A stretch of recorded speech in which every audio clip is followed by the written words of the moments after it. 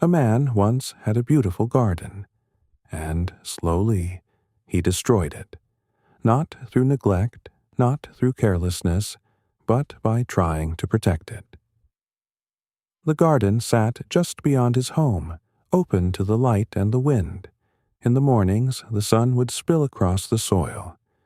By afternoon, bees drifted lazily from flower to flower, and in the evenings, a soft breeze carried the scent of it all through the air. It wasn't perfect. Leaves were sometimes eaten. Petals sometimes fell too soon, but it was alive, and the man loved it. One day he noticed a rabbit at the edge of the garden. It nibbled at a few leaves before disappearing into the grass. The man frowned.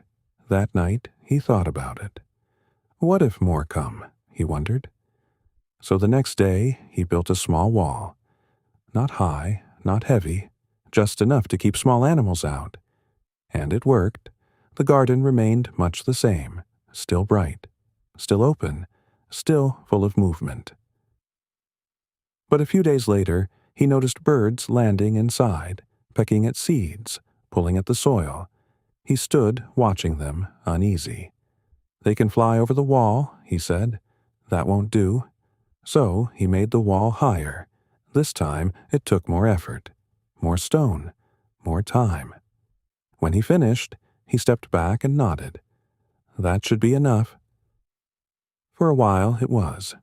Fewer animals came. The garden grew quieter, but the man's thoughts didn't. At night, he lay awake thinking. What about strong winds? What about storms? What about people? Each question made the wall feel smaller, less certain, less safe. So he built it higher again, stone by stone, day after day, until the wall rose above his head, then higher still, until the garden could no longer be seen from the outside. Nothing could enter. Nothing could disturb it. At last, he stood before it, satisfied.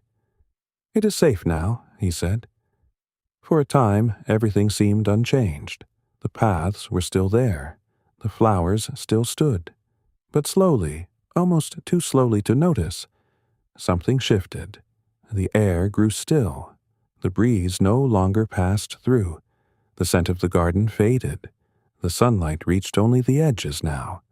The deeper parts lay in shadow. Days passed, then weeks. Leaves began to curl. Petals fell and were not replaced.